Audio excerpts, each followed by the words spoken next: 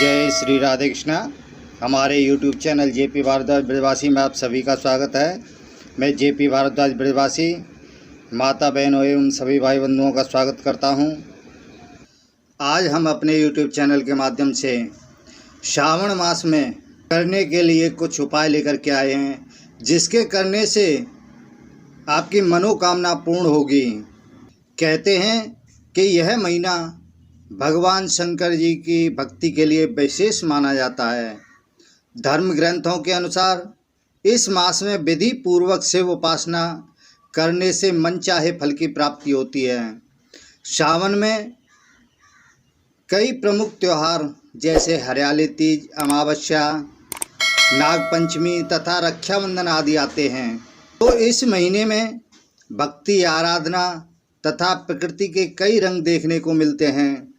सावन की रिमझिम बारिश और प्रकृति वातावरण बरबस मन में उल्लास व उमंग भर देती है। अगर यह कहा जाए कि सावन का महीना पूरी तरह से शिव तथा प्रकृति को समर्पित है तो कोई अतिशयोक्ति नहीं है।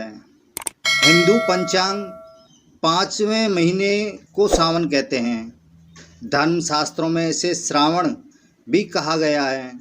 श्रावण का अर्थ है सुनना, इसलिए यह भी कहा जाता है कि इस महीने में सत्संग, प्रवचन व धर्मोपदेश सुनने से विशेष फल प्राप्त होता है।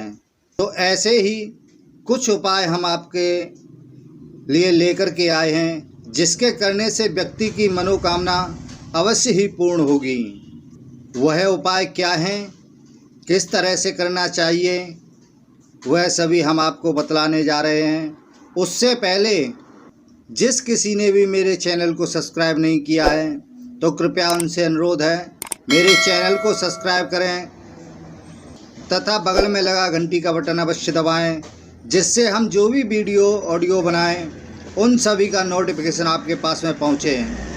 लाइक करें तथा शेयर भी करें। तो कहते हैं श्रावण मास में जो भी विधि विधान से शिव का पूजन करता है उसके सारे रोग कष्ट सब दूर हो जाते हैं। वह किस तरीके से करना चाहिए वह हम आपको बतलाने जा रहे हैं। मनोकामना पूर्ति के उपाय।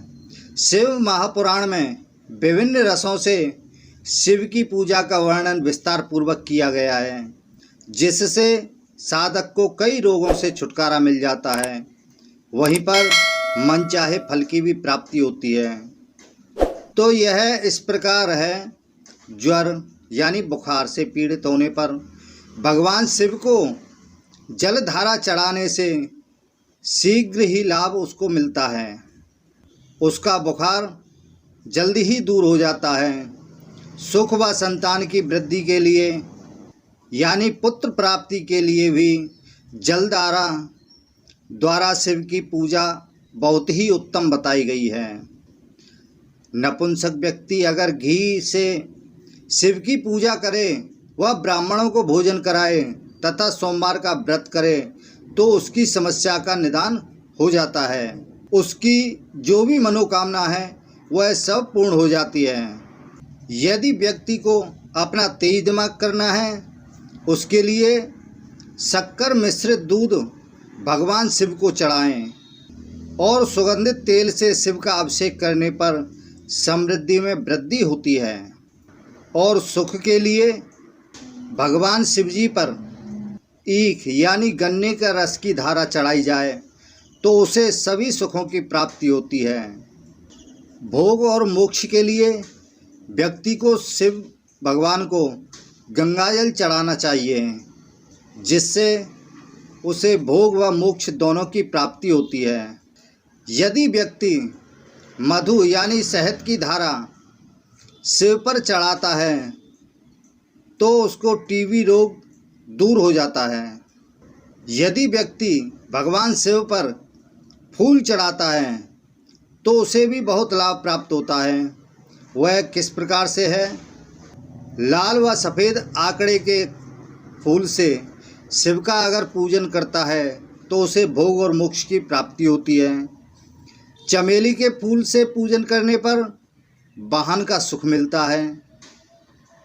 अलसी के फूलों से शिव का पूजन करने पर व्यक्ति भगवान विष्णु को प्रिय होता है और शमी के पत्रों से जो व्यक्ति पूजन करता है उसे मोक्ष प्राप्त होता है तथा बेला के फूल से पूजन करने पर शुभ लक्षणों से युक्त उसे पत्नी मिलती है और जो व्यक्ति जूही के फूल से शिव का अगर पूजन करता है तो उसके घर में कभी भी अन्न की कमी नहीं होती है और जो व्यक्ति कनेर के फूलों से शिव पूजन करते हैं उन्हें नवीन वस्त्रों यानी नए नए वस्त्रों की प्राप्ति होती है और जो व्यक्ति हर श्रृंगार के पुष्पों से भगवान शिव का पूजन करता है उसे सुख संपत्ति में वृद्धि होती है और जो व्यक्ति धतूरे से भगवान का पूजन करता है उसे सुयोग्य पुत्र प्राप्त होता है यानी धतूरे का फूल होना चाहिए जो पुत्र कुल का नाम रोशन करता है ऐसा उसे पुत्र प्राप्त होता है और जो व्यक्ति लाल डंठ वाला धतूरा उसके फूल से पूजन करता है तो यह भगवान को बहुत ही प्रिय माना गया है और इसके साथ साथ अगर दूर्वा भी साथ में ले ले उससे भगवान शिव का पूजन करे या शिव पर चढ़ाए तो उसके करने से उसकी आयु बढ़ती है। अनाज से भी भगवान प्रसन्न होते हैं, वह किस तरीके से करना चाहिए। धर्म ग्रंथों में भगवान शिव को विभिन्न प्रकार के अनाज अर्पित करने का भी विधान है जो इस प्रकार है।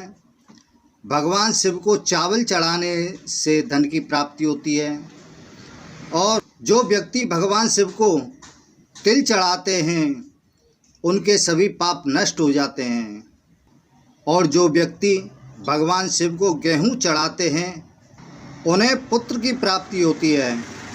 यह सभी अन्न भगवान शिव को जो व्यक्ति अर्पण करता है उसकी सभी मनोकामनाएं अवश्य ही पूर्ण होती हैं। तो आइए अब हम आपको बताते हैं कि भगवान शिव का पूजन किस तरह से करना चाहिए, वह थोड़ी सी सरल विधि बता रहे हैं।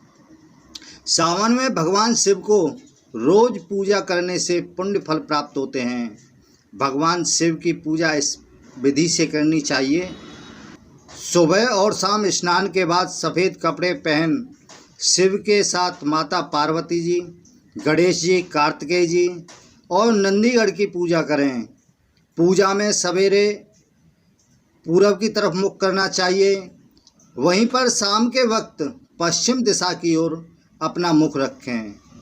शिव परिवार को पंचामृत यानी दूध, दही, शहद, शक्कर, घी व जलधारा से स्नान कराकर गंध, चावल, चंदन, रोली, सफ़ेद फूल, बेलपत्र व सफ़ेद वस्त्र चढ़ाएं।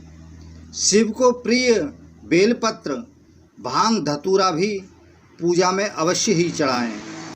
सफ़ेद मिठाई या पकवानों का साथ में भोग लगाएं। तो पूजा के दौरान शिव के पंचाक्षरी मंत्र का जाप अवश्य करें। वह पंचाक्षरी मंत्र है ओम नमः शिवाय। इस मंत्र का जाप अवश्य करें। शिव की धूप व गाय के घी का दीपक जला करके आरती करें। पूजा के बाद शिव स्तोत्र, शिव तांडव स्तोत्र, शिव भजन करें। पूजा व जीवन में हुए सारे जाने अनजाने दोषों के लिए भगवान शिव जी से क्षमा मांगें और प्रसाद ग्रहण करें तथा साथ में बांटें भी। ऐसा करने से आपकी सभी मनोकामनाएं अवश्य ही पूर्ण होंगी। यह सभी श्रावण के महीने में अवश्य करना चाहिए। तो आज के लिए बस इतना ही।